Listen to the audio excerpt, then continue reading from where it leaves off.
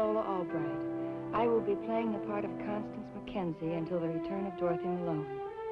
Tonight starring Lola Albright as Constance Mackenzie, Ed Nelson as Michael Rossi, Mia Farrow as Allison Mackenzie, Ryan O'Neill as Rodney Harrington, Barbara Parkins as Betty Anderson, Tim O'Connor as Elliot Carson, Christopher Connolly as Norman Harrington.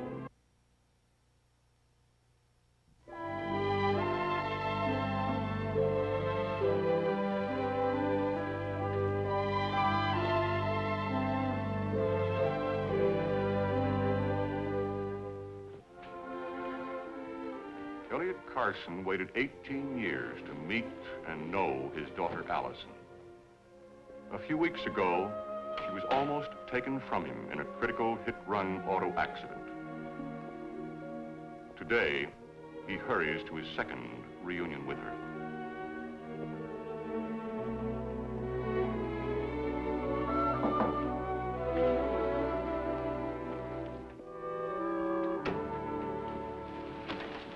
Hello, Allison. Hello. Hello, Mr. Carson.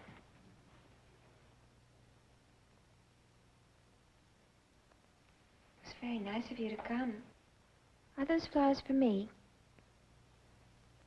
Are these for me? Oh, yes. Oh, thank you. Well, how are you? Oh, I'm all right, I guess. You're my first real visitor. Well, I'm glad. Mr. Carson has been here before. Oh, really? Mother, could you fix these flowers for me? Yes, yes. As a matter of fact, I've been to see you almost every day. You have? A couple of times I started to read to you. I thought you might recognize my voice. Oh, that was very sweet of you. What did you read? Great Expectations. He knew it was your favorite book. Did I tell you that? Yes, you mentioned it once. Well, I think I better get a vase. Oh, no, I can No, bring it's all right. for I'll one. get one.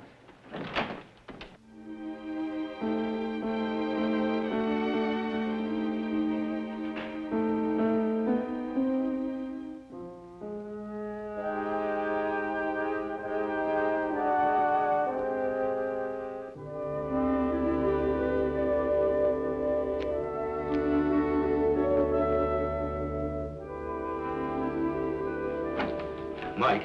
Hmm? Oh, hello, Eddie. Close the door, will you? You better stay back. I got a couple of dozen bugs under here. I just saw Allison. Oh, good. No, it's not good. She doesn't know me, Mike. I mean, she knows me, but not as her father. Wait a minute. Let me put these up.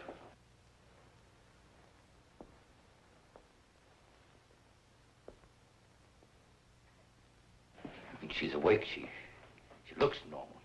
A little pale, maybe a little tired, but otherwise she looks all right. What happened? Well, I got hung up on the paper, so Connie went on ahead of me. When I walked into the room, Connie and Allison were talking, so I thought everything was fine. Allison looked at me, a little puzzled, but like she was kind of glad to see me. And then she said, "Hello, Mr. Carson." What? Did she say anything else? Not really. I mean, after the shock, Connie and I just went along with it. We really didn't know what else to do. Well, I think you did exactly what was right. I'm just that nice Mr. Carson she used to run into in the library. Not her father. Mike, what's wrong? What's happened? I don't know. A certain amount of loss of memory is to be expected in cases like this. But I'm her father, Mike, and she knows I'm her father. Is it brain damage? I don't know, and I won't until I've had some further tests. That accident was an enormous traumatic shock. You mean it could be emotional? Well, that's possible. Mike, can I get one answer that doesn't end in a question mark? Elliot, listen. I told you when she first went into this coma that only time is going to tell how much damage was done. Now, that still holds true. If there is a lot of damage, well, either emotional or physical, we'll find out about it.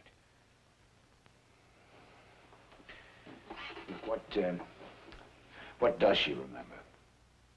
Nothing. Not even the pressure? No, it just feels like it's asleep. Well, that's just because you haven't moved it for so long. I like Mr. Carson. He likes you too, Allison. I wish... What? Only that he could find something else to do. Working in the chandlery isn't much of a challenge for a man. No. Have I had a lot of visitors? Oh, yes. Norman? Yes, Norman was here. Poor Norman, I guess I've kind of left him high and dry. He really should find himself a steady girl. I think that's part of his... Mother, Yes, dear. Kim. What about Kim? I was supposed to take her to the playground. Well, Allison, Mrs. Schuster... You remember Mrs. Schuster? Of course. Well, Mrs. Schuster took Kim back to New York to the Wade School. And I was doing so well with her, I really was. Yes, I know you were. I could have gotten her to speak. Well, I suppose it's understandable. After all, Mrs. Schuster didn't know how long I'd be in here. Where are you going? Well, just to see what's keeping Dr. Rossi. Why don't you try rest, dear? All right. Come back soon. We have lots of catching up to do.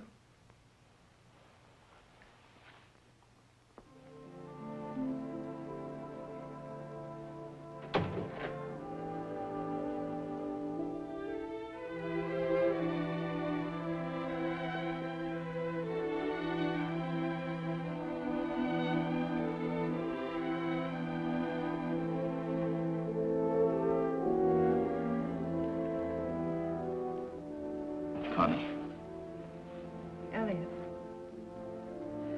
Elliot, there are a lot of things she doesn't remember.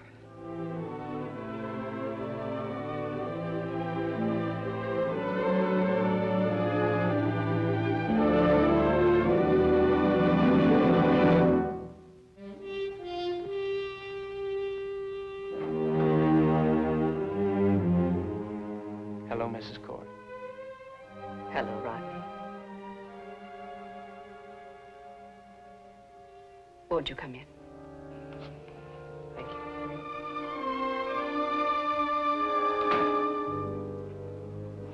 Well, it's been a long time. Of course, you knew that I would answer the door, but... Do you really remember me? Yes, I really remember you. There have been quite a few changes since you and I lived under this roof. Your grandfather ordered your mother's portrait hung. Before anything else was touched, he wanted his daughter's portrait back on the wall. I'll thank you. I'll tell your grandfather you're here.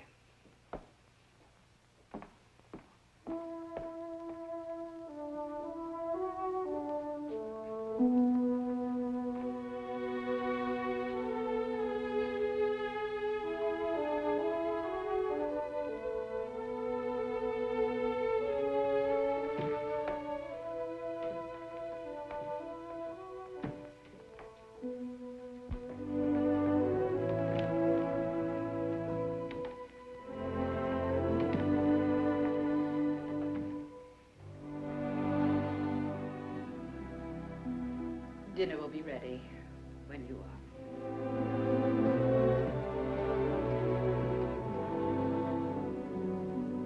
Rodney, Sir, are you hungry? not very, sir. Good. Then you can do me a favor.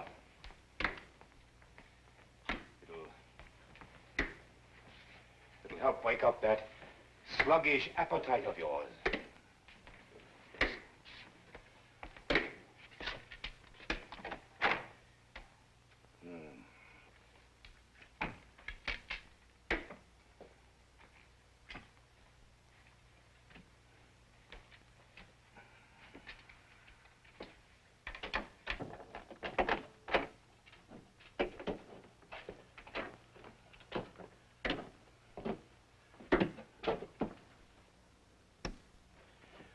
Movers will be here tomorrow.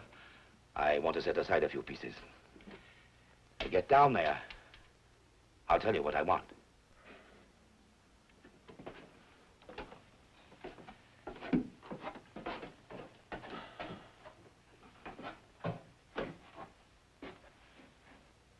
What is it you'd like, sir? The Chinese fret, next to the highboy.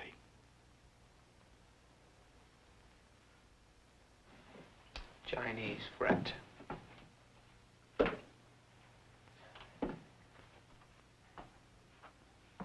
No, not there. Over there.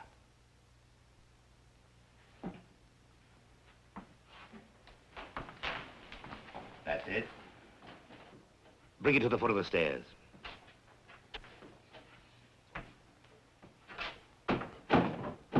Now, great-great-uncle Josiah's bust.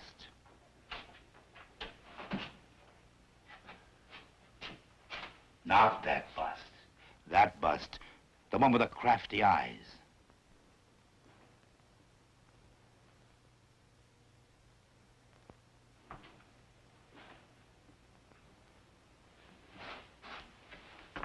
Uh-huh, that's him.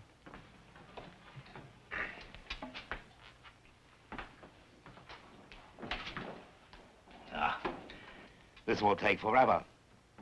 Come up here.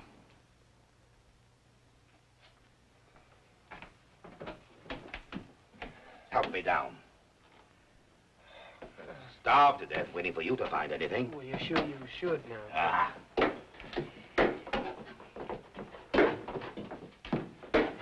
Mr. Peyton, what are you doing? If you fall... It'll be because you made me fall. With your hysterical shrieking. Close the door.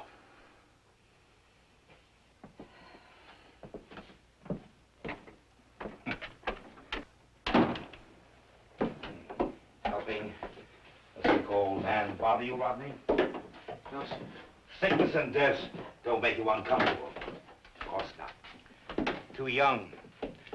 At your age, you think you're immortal.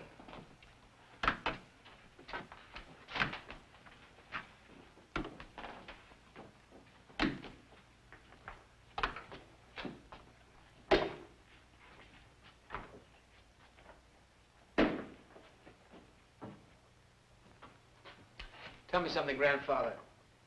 Why did you invite me tonight and not Norman? At the boy's feelings? That chair. Move it.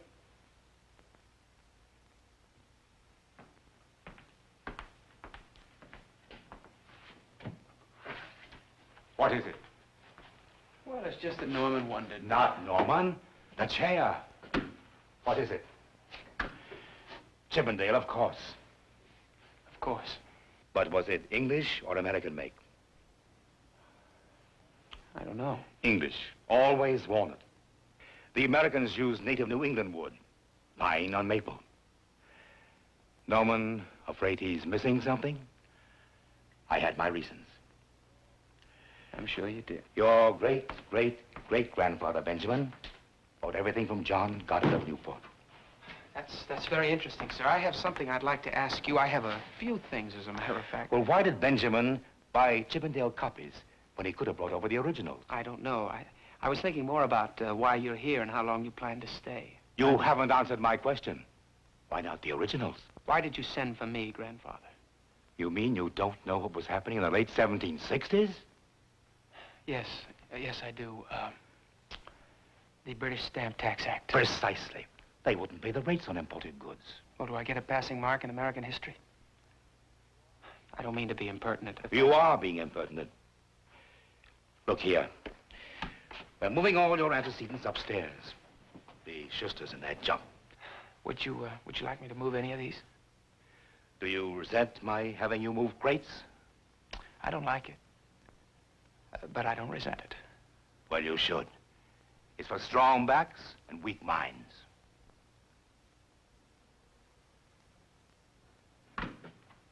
Tell me something, Grandfather. How do I score on culture? You know, if I'm convicted, it won't matter how much class I have. The bust. Bring Uncle Josiah up with you.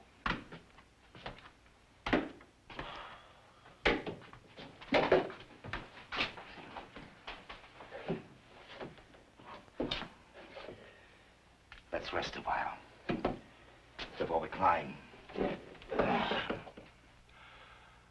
Well, you said you had questions. Ask away. Do you remember the last time we met? I thought you said it was my turn. Yes, I do. Mother sent Norman and me to Boston for the weekend. We had a picnic on the Commons. You, Mrs. Cord, and Stephen. You were 10, Norman 7. Stephen already in college. Help me up.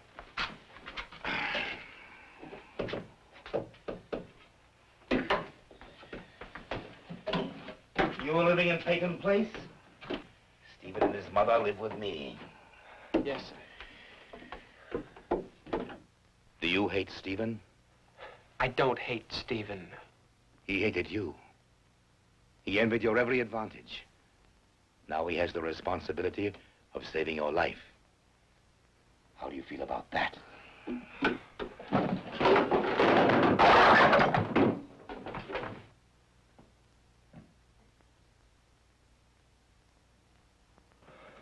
I'm sorry. So am I. I said I'm sorry, Grandfather. You can't keep living in the past. My mother taught me that. Your mother. I'm glad you mentioned her. Tell me, Rodney, do you think she was guilty of murder? You tell me something, Grandfather. Do you think I'm guilty of murder?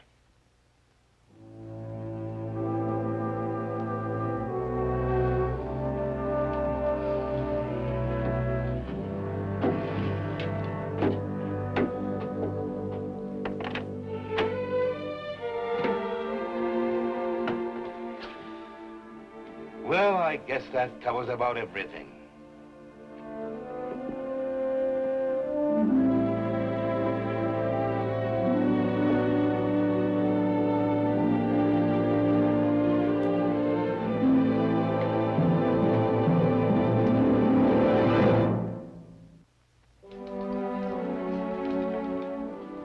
You went to see me, Miss Chubb? It could have waited until morning, Mr. Gehring. It wasn't urgent. Well, I was here anyway. I spoke to Mrs. Townsend about replacing Marion Fowler in children's therapy. Oh, yeah. Well, you'll have to train her from scratch. But if you're willing to try it for a month and see how she... Is the Mackenzie girl all right? I see she didn't get her nightcap. Dr. Rossi wanted to wait until he was through talking with her. And she's really come out of it? Yes, She started to this morning. You mean she's talking now? she's fully conscious. That's great. Surprised I didn't hear. You know, I've been working with her. Yes. What about Mrs. Townsend? She'll do fine. Good.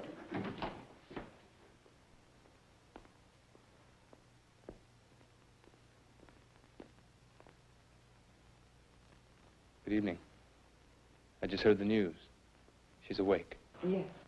It's just like we told you. Just a question of time.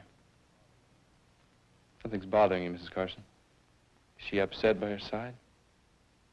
The stiffness? I mean, did she say anything about it? I told her not to worry. Well, don't you worry. This is also just a question of time. A little patience and a lot of therapy. You're very kind, Mr. Gehring. Well, I guess the three of you had quite a reunion. Well, we didn't want to tire her. Sure. Did she know you? Well, that's wonderful. You know, sometimes a memory can be a little spotty when they've come through something like this. Mr. Gehring. Allison is going to be just fine, Mr. Gehring. We have every faith in that.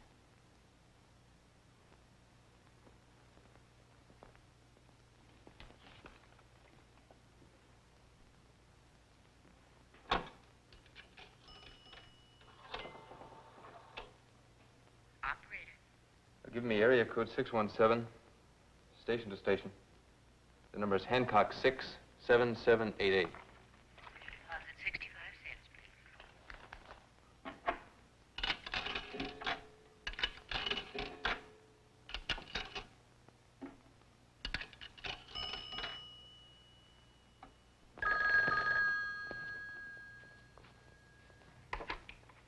Hello?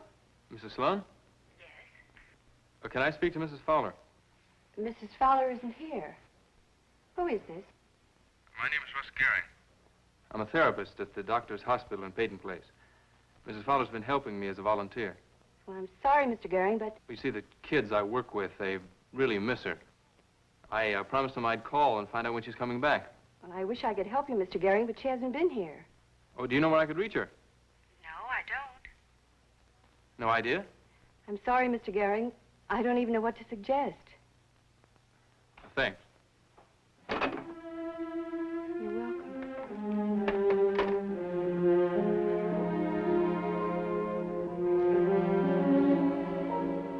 86. And minus 7? 79. And minus 7 again? 72. And again? 65. Well, that's good enough. What does it prove? It proves you had an excellent second-grade teacher. First grade. You don't remember her name, by any chance, do you? Her name was Mrs. Zena Goswell. Her husband was the fire chief. But that was before your time. Before my time, indeed. Look, how long does a person have to live in Peyton Place before he's not treated as a newcomer? Oh, about 2 generations, I guess. It makes it kind of hard. But nothing worthwhile is ever easy.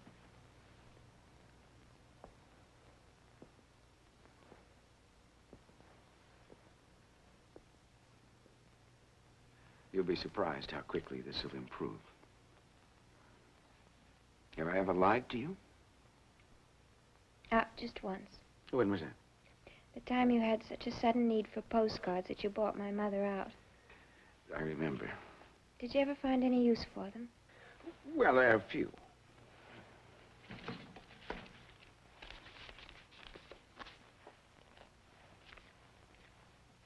Get well quick, Michael Rossi. Oh, that's nice. Thank you. Did my mother see this? Well, I don't know. Well, I'm gonna let you get some sleep. I'll see you in the morning, yeah? And I'll have Miss Chubb come in with your medicine.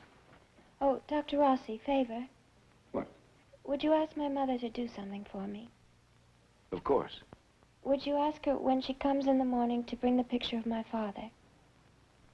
I know it sounds silly, but when I was little and I got sick, I used to keep the picture beside my bed. It was sort of a comfort thing. Will she know what picture you're talking about? Oh, yes, she'll know. There's only one. It was taken just before my father died. I'll tell her. Thank you.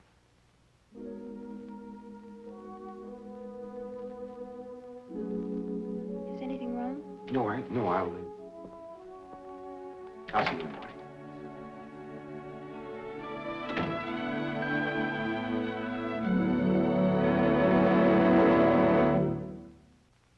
Preview from the continuing story of Peyton Place.